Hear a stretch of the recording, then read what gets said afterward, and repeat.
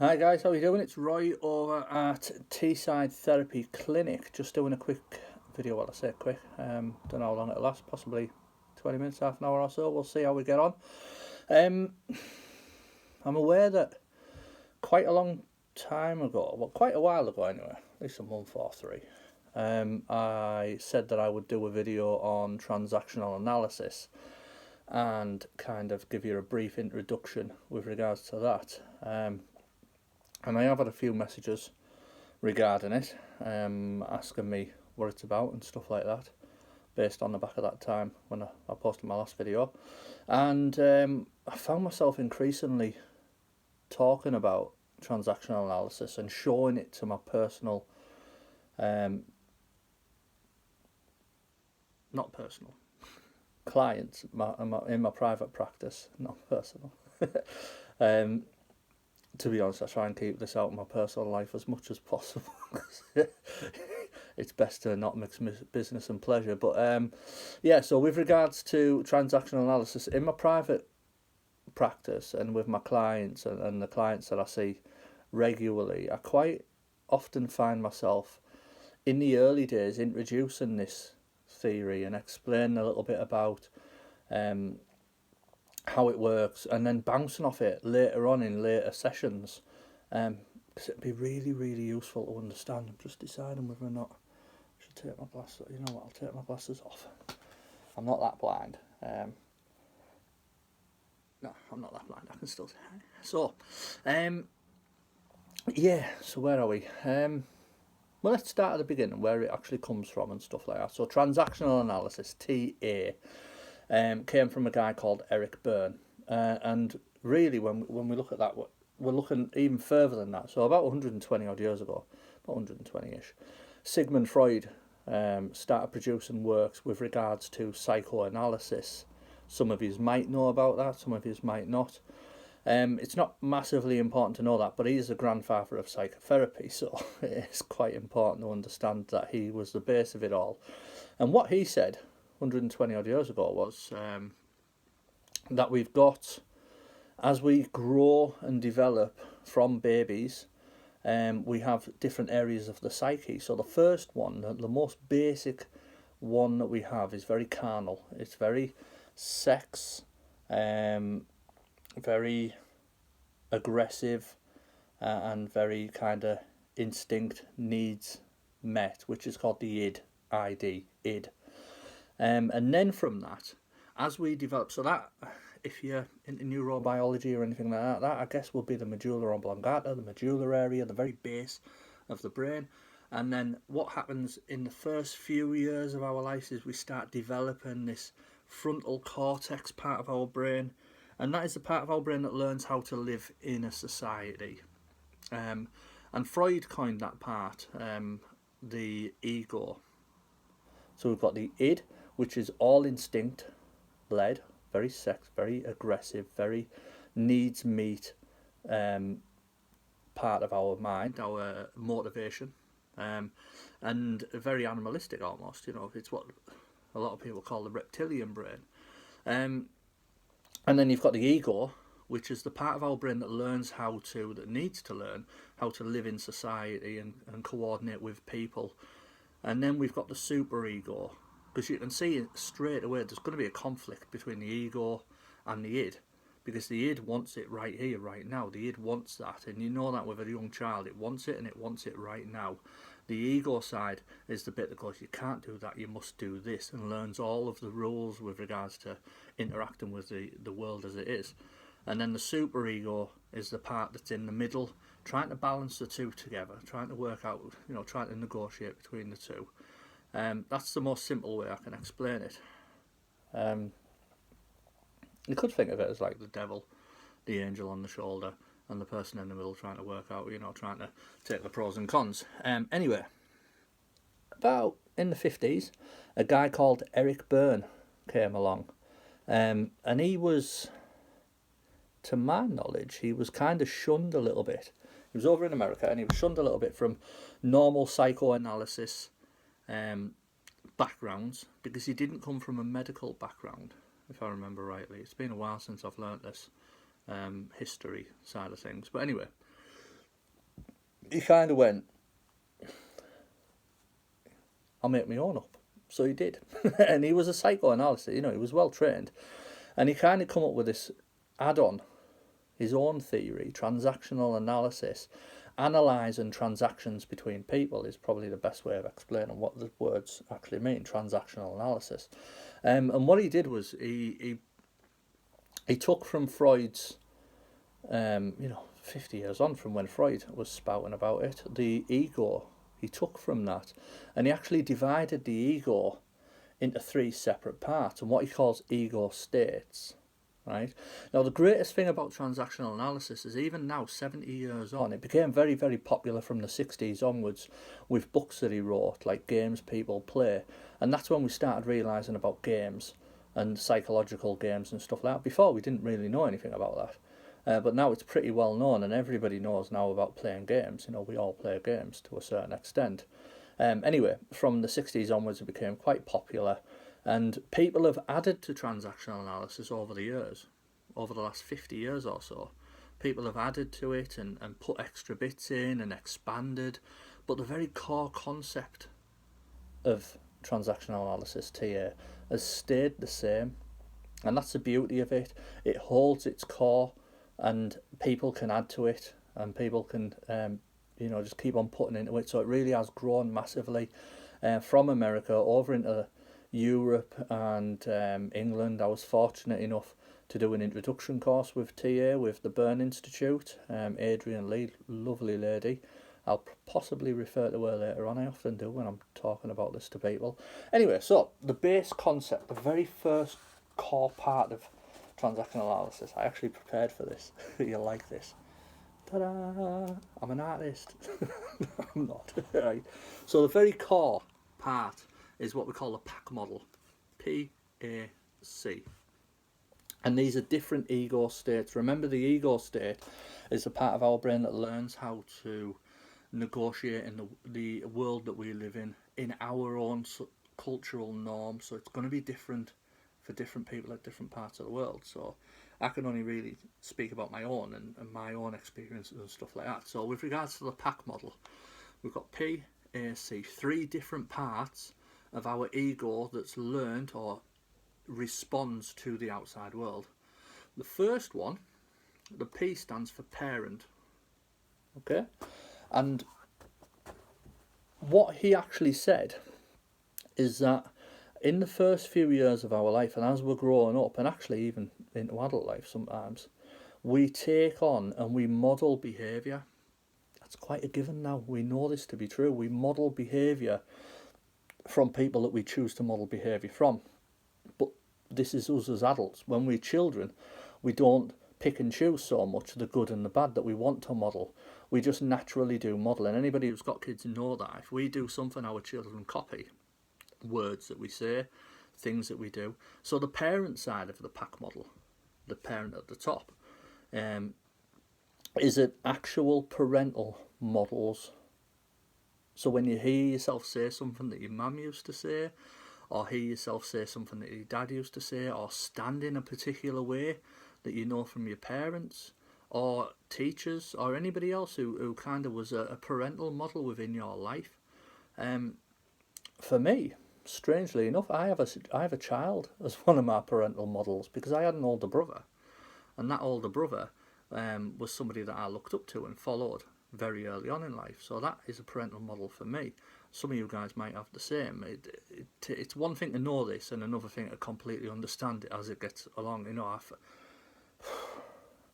I first studied this. I first found out about transactional analysis in 2005. So I've kind of I've known about it, and I've studied it, and I've read different books, and I've spouted off. There'll be 1 or 2 people watching this who heard me banging on about it 10 years ago. So for about 15, 16 years, I've been understanding it on a bit of a deeper level. Each week, month, year that I practice and understand it, the understanding goes deeper anyway. Let's put it that way. It's not something that you'll ever fully understand. I'll save that for when I talk a little bit later on. Anyway, so your parental models can be anybody and anybody within your life as you're growing up. but we know that we're displaying parental behaviours. We know that our ego state shifted into a parent ego state. Usually when we hear ourselves say certain words, or when we hear a tone in our voice, or a particular body language. I'll give you a perfect example for me, is the word prick. I don't use it. It's not a nice word. It's not something that I use very often outside of the car. Right. And guess who it was when I was growing up in my life? Anytime someone cut them up, or anytime somebody appeared to be driving not quite according to their rules, they were a prick. Yeah, it was my dad. So, and I find myself often doing it without even realising it. I'll be like, oh, what's he doing, the prick? I don't say prick very often, and I'm inside my own car. Shh, don't tell anyone, right? So that's a parental thing. That's a modelled behaviour that I just naturally kick into, and it's usually trigger-led. So something triggers that response, and my mind automatically comes up, without me even realising it, with a parental response.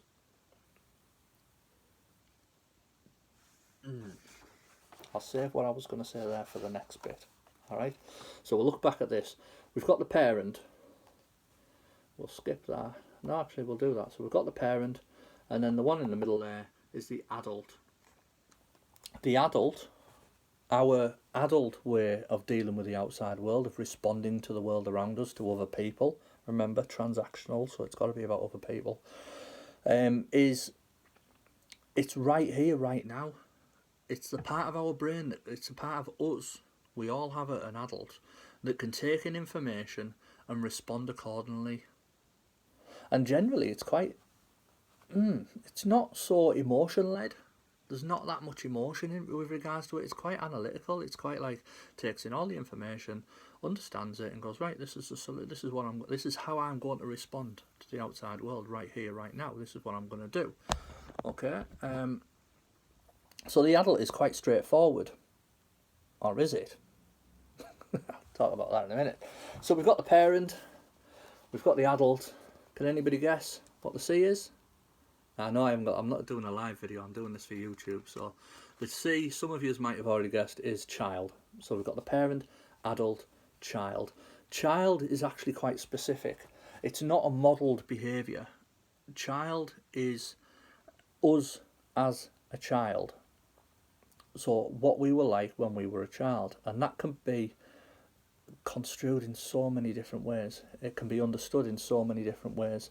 And there's obviously learnt behaviour child, there's natural free child, there's different areas of the child. In fact, this basic pack model gets broken down into different areas. So the child actually gets split into nurtured child, the child who's been looked after and cared for and knows how to respond in that way, and what we call a controlled child, the child that I don't know, maybe stamps his foot and goes, I'm not doing that, I hate you, or something like that. Or maybe even, yeah, okay, no problem, when they cower a little bit and they go, yeah, no problem, I'll do anything you want me to do, that sort of child. So the controlled child is an element. We've got the free child as well, we've got the nurtured child. The child's also, it's quite complex actually. The child is actually also, inside the child is also an adult, is also a parent, because the child models, so there's a parent within the child. Anyway, we're not going to go too complicated at this stage, but it gets quite complicated. Inside there as well, there's what we call the little professor, the little scientist inside all of us that likes to test our surroundings to see if our beliefs are real or not real. And I guess that's where some of the gameplay comes in, and I suppose I can go on to life script theory and stuff like that. I might do that in a later video, but we'll hold that for now. So back to the pack model and why this is so useful in therapy, why this is so useful for all of us to understand, and get to know a little bit. Now, we're never really going to fully break out of it. It's a natural pattern of our ego states. Our ego states dance between one or the other. Even on the introductory course, we didn't talk about this, but ego states can be internally discussed with us. And it can happen really, really quickly. We're talking microseconds between ego shifts, between shifts between parent and child, and I'll give you an explanation now.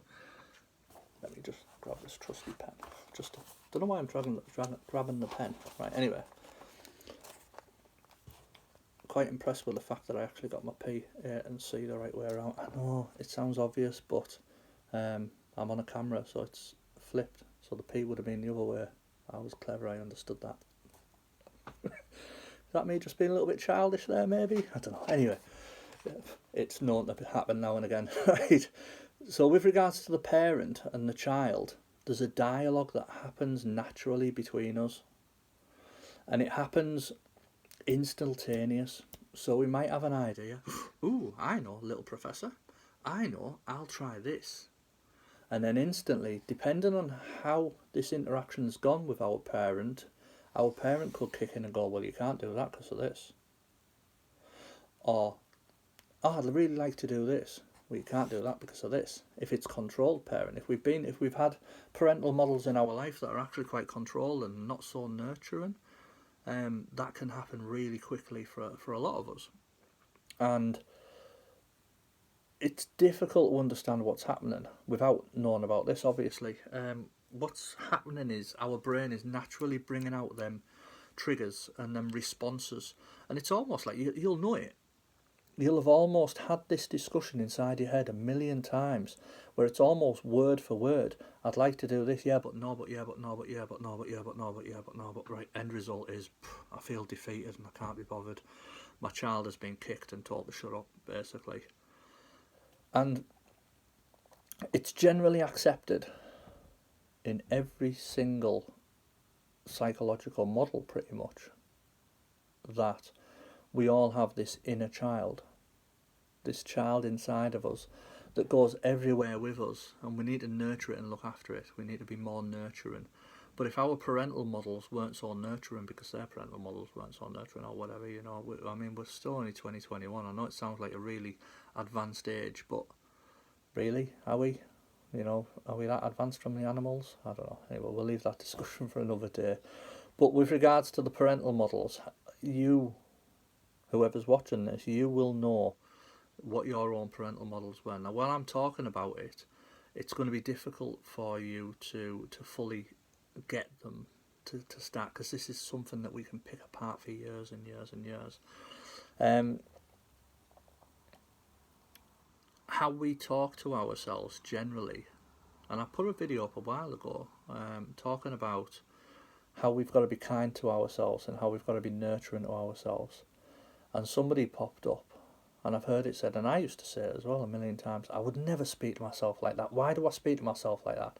Hear the tone, hear the words, hear the way that I'm speaking to myself. Is that an adult way of speaking to myself right there, right then? It's not. It's just not. It's actually coming from a parental. Don't speak to yourself like that. Talk to yourself properly. Be nice to yourself. Be good. It's parental. Definitely parental. So I'm telling myself off. So my child goes, oh, I'd really like to be spoke to nicely, please. And then straight away my parent naturally kicks in and goes, well, stop talking to yourself like that then. What you being like that for? It's a pattern. We know it. We know that this is kind of what's going on. So we need to bring this in. We need to bring our adult into this interaction inside our own head as much as possible. Now, a lot of different psychotherapies, a lot of different models, a lot of different therapies like to work on the child and nurturing the child and giving the child almost reparenting. But what I haven't heard that much of, now and again I'll hear it from some people, is about the parenting. How do we speak to the parent? So if you've ever been somewhere like a friend's house and you've watched your friend speak to their child, actually speak to their child, and you've sat there and you've been like, a little bit, have you ever done that? I know I have.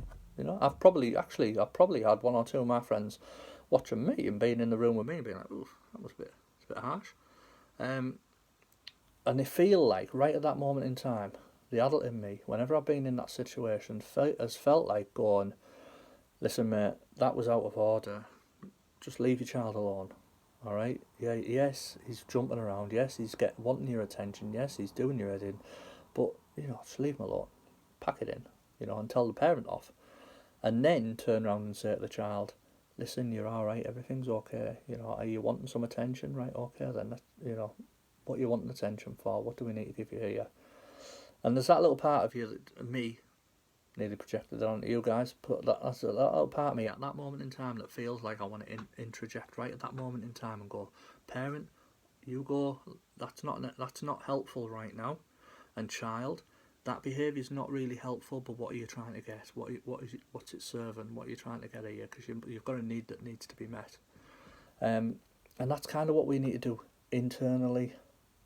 Now, we're never going to catch this all the time.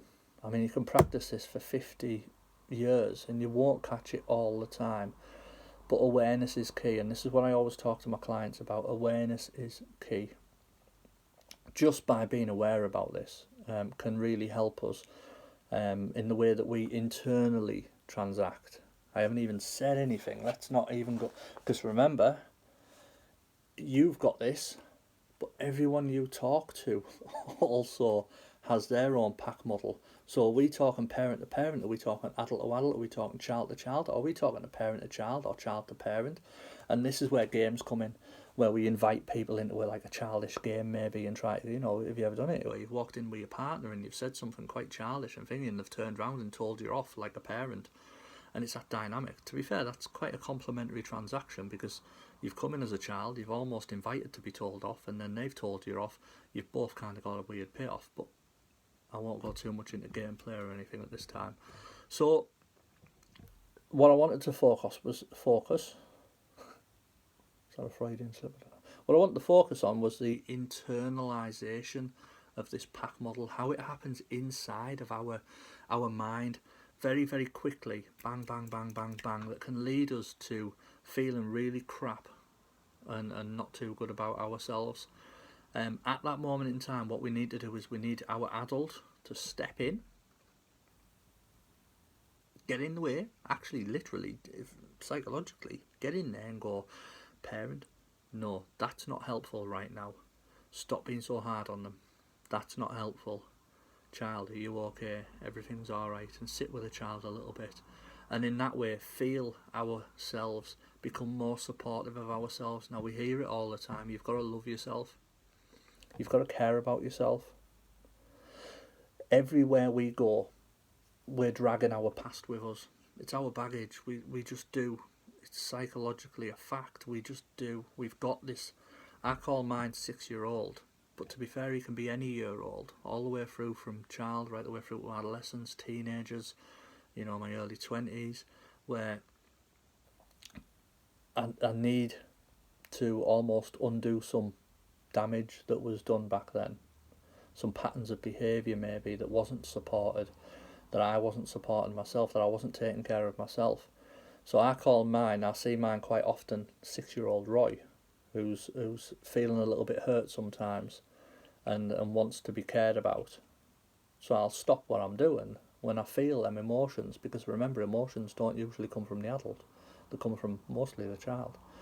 And I'll stop and I'll go, what's going on? That's the sabotage bit, because if you're trying to drag a child with you everywhere you go who isn't happy, and anybody who's been a parent knows this, they will let you know sooner or later.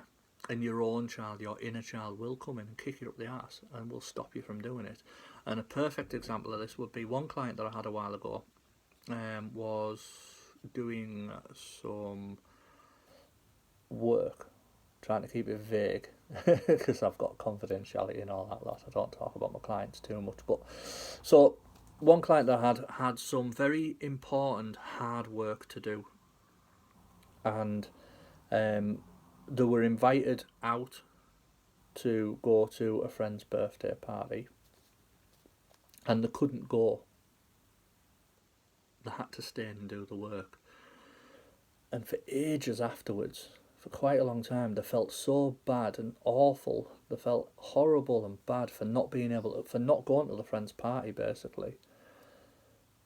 Now, if we look at this pack model, what's happened there is the child has wanted to go out and play, and the adult has had to step in, or the parent has had to step in and say, no, we can't, we have to do this work, it's really important, you can't go out and play.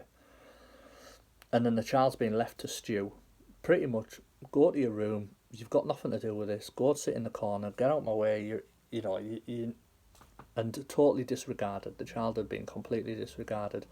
So for weeks afterwards, the child was there causing problems in that person's life. So one of the things that we have to be aware of is that we're getting out if we're getting our child to do stuff that it doesn't want to do. I know it sounds airy fairy and all that, but try it, you'll see. If we're asking our child to do things, to get up and turn up for life every single day, we've got to nurture our child in some way, and we've got to get to understand what our child enjoys. What does your child like to do? What did you like to do? Let's not talk about your child as if it's a separate entity now. What did you like to do as a child? What did you enjoy?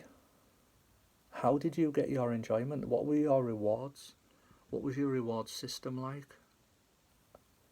Can you bring some of that in now? So our well-rounded adult will be doing that naturally. Will already be giving themselves reward.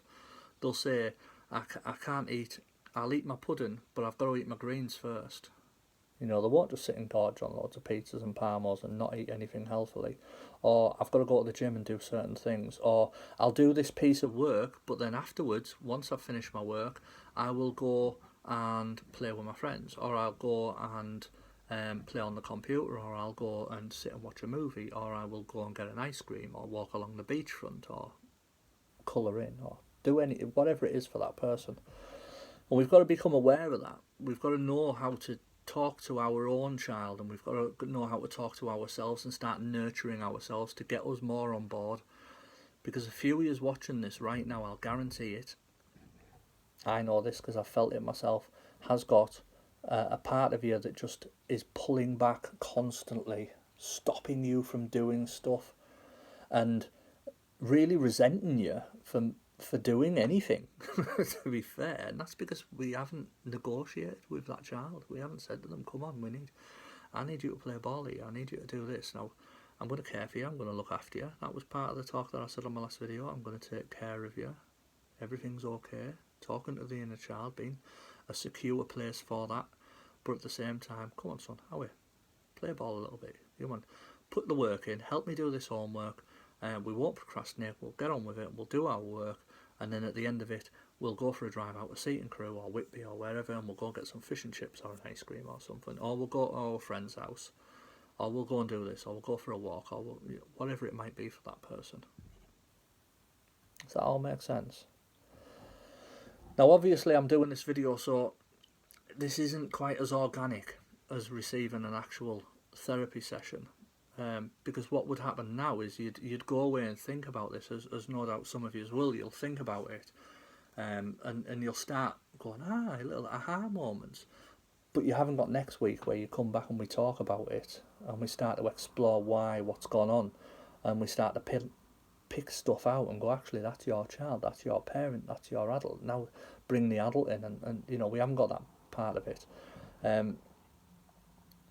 So yeah, any questions, any thoughts, any feelings, any ideas, any compliments on the video, please don't hesitate to leave a comment or even get in touch with my page, as this will be on the Facebook page, or even on my website as well, teessidetherapy.co.uk. We're coming up with 30 minutes, which is pretty much my end line on this. So yeah, transactional analysis, just a brief introduction. I know it sounds complicated, it can be a bit heady as well. It's very, very structured, it's very cognitive, it's very understanding, but at the same time, underneath it all, there's a lot of feelings that goes on that need to be understood as well. I was going to